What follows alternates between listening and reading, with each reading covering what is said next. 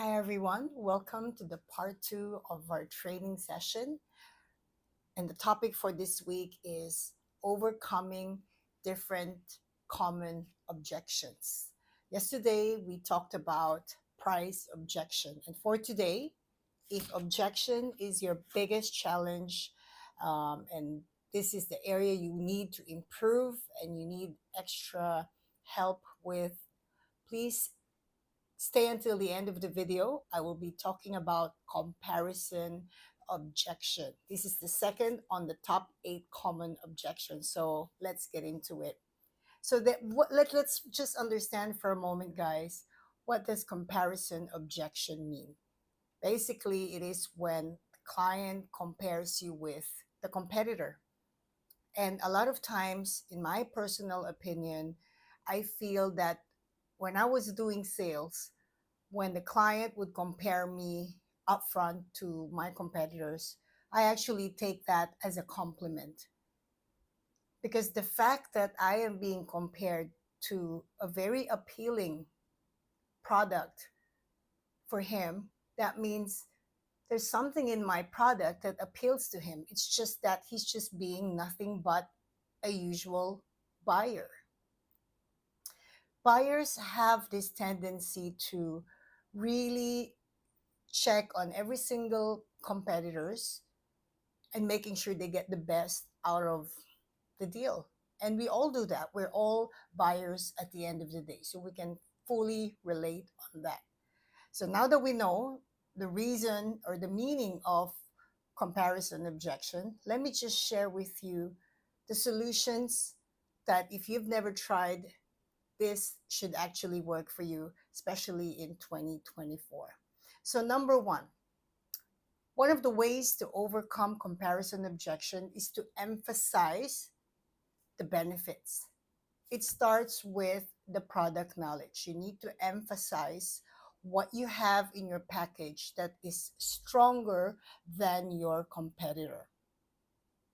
And you have to be able to articulate this without sounding defensive, without sounding unprofessional, but instead you have to articulate it as um, as classy as possible. Because if this is your first time in my channel, the approach and the methodology that I apply on all of my trainings is based on business telemarketing, business sales. So I want your client to take you seriously and to respect you and not label you as just one of those salespeople. I want them to respect you for what you do for a living, which is sales, and be proud about it. But at the same time, when you handle this type of objection, which can be which can lead for a salesperson to sound a bit defensive because you're obviously being compared to your competitor. So number one, make sure you emphasize the best features of your product compared to your competitors. And then number two, I would say it comes down to customer relations. That's why building rapport is very important on any sales transaction. When you build rapport to your client prior to the selling process, it really affects also his decision making. I mean, you can raise your hand if you can actually relate to this, where even though the competitor is slightly offering or offering a slightly better program than what the sales consultant is offering you, but the sales consultant that you're speaking to is has done a lot of great things for you in terms of customer service, in terms of being available when you need something, being enthusiastic even if you're not necessarily showing that strong interest to give him or her the sales. So customer relations is really, a factor to consider for any buyer. And again, I could speak for myself. I also make sure that, if the customer or if the salesperson has been really nothing but pleasant to me, it's a natural reaction for me to mm, give the business to him. I mean, of course, mainly because of the product, but at the same time, I can almost not think about the competitor. So this is another way to overcome competitors' objection by being competitive as yourself. Competitive, you are also a product. You are also selling yourself to the client. Is that right? So when we are also selling ourselves as a salesperson, the client can also see why they would give their business to us. So make sure that you're not sounding too desperate, too aggressive. That's really not the way to go. And make yourself as likable as possible. And I've said this in many of the videos in the past that people actually buy because they like you. So be likable. Now, third tip I want to give you guys is real people's testimony. Now, in this day and age, a lot of reviews are easily accessed anywhere. So, for example, your company has a website. I mean, they have, sorry, your company has a website, and then on the website, your client, your prospect can access reviews and testimonies of previous clients or current clients. You have to also vocally express that to him. Not when he's asking you about it, but make it a part of your sales pitch. Testimonies are really strong and powerful tool because this is a real life testimony of your clients.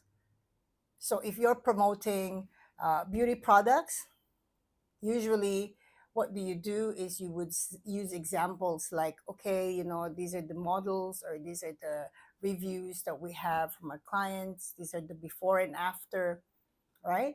Now, if you're promoting hotel membership, you can obviously give scenarios where your client had a beautiful holiday experience when they went to one of your hotel destinations using one of your benefits, and etc., etc. So, you as a salesperson, the amount of information you have from your client or clients is endless in terms of testimony. So, use that, make that as part of your sales pitch to establish trust, to establish confidence from your client. Again, they would weigh on buyers would weigh on what the competitors is giving, what are you giving, but this the testimonies and the reviews, they also count for them. And again, we are all speaking here as buyers. I'm a buyer, and that's why this topic is so easy for me to talk about, because I also have that certain criteria as a buyer, that if I see good reviews, there's a chance I would consider that product or that program. Okay, let's go to the next one, guys. Number one is educate your prospect. Now, it comes down to you as a salesperson having a full product knowledge of your package, right? But you also have to have the full product knowledge of your competitors. Again, if you go back to one of my training videos before, you would see that I also touch on competitors analysis report. Please put on the comment section if you were able to catch that in one of the videos. You need to know what others are giving. You need to know what they're offering. But at this part, you need to educate your prospect. I personally experienced when I was still selling. Yeah, I experienced one client telling me, "Oh, that this hotel was offering um, three complimentary night stay and a bottle of wine, and so on and so on."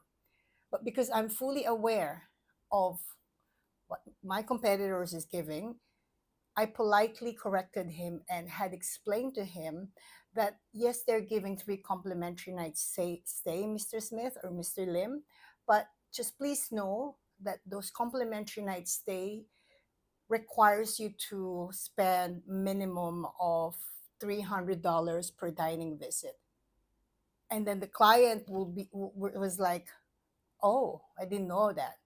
So you see, that's a very classic scenario where you as a salesperson understand what you're selling, understand what your competitor is selling, and that would eliminate, instantly eliminate the objection, the comparison objection.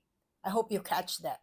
Because if that particular role play, right? If the client was telling me, "Oh, your competitor is giving me 3 free night stay," and if I've not done my homework on understanding what others are giving, and at the same time, if I've not really articulated that to him in a way that I just want to eliminate that possibility of him giving me that comparison objection, that would obviously make me not have that sale. That's a very good example. I really like that myself. So I hope that I was able to explain that to you really good. So please, guys, I know a lot of viewers every day.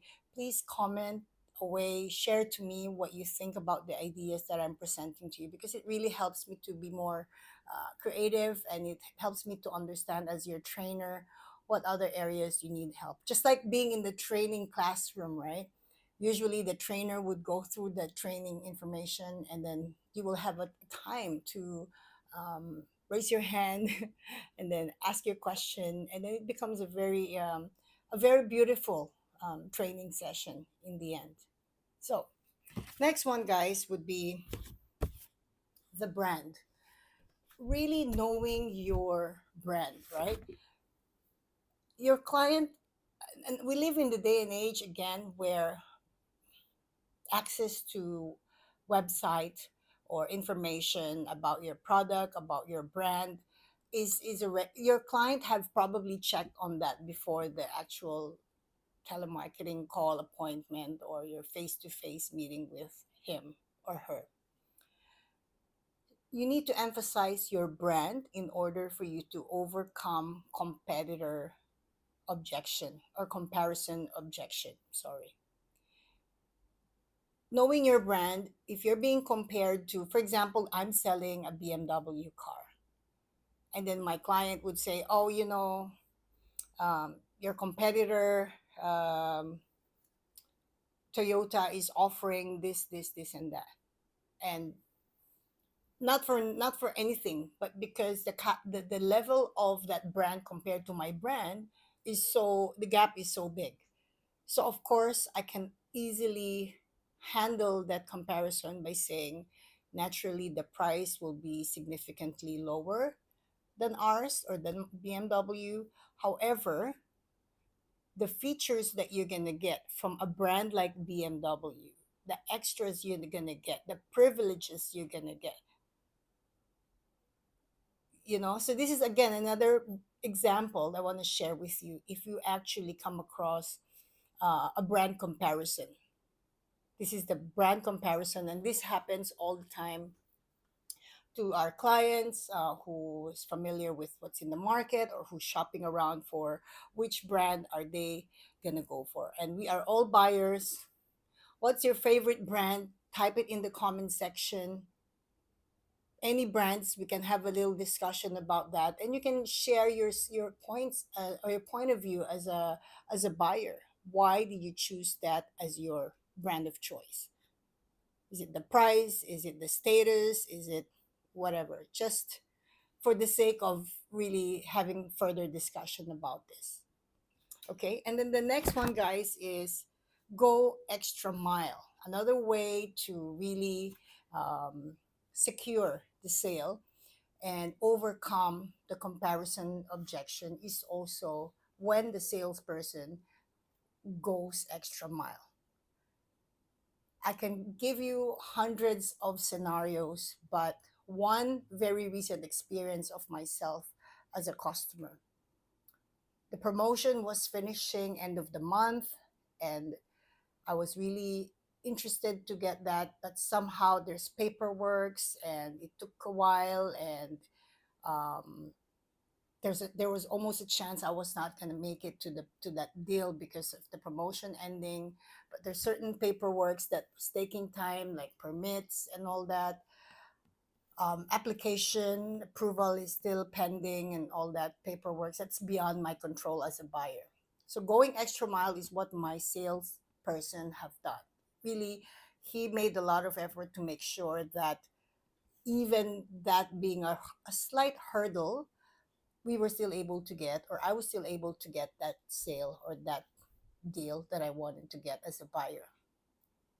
And for that, not only that I gave him the sale or the business, but at the same time, I made sure that he is referred to as many people that I know. And that's again another benefit of overcoming or going extra mile, when you're overcoming comparison objection. When you go extra mile, your client remembers that. And when they remember that, they are most likely um, to give you more referrals. And we know that referrals are gold, in any sales business. And then finally, um, emphasize on the people, right? People buy because of the product, but they also buy because of the people. It's your job as a salesperson not just to sell the product, but to sell the quality of service that your client will actually enjoy if he were to sign up to your program. This is something not often scripted on any sales pitch. This is my personal take, by the way.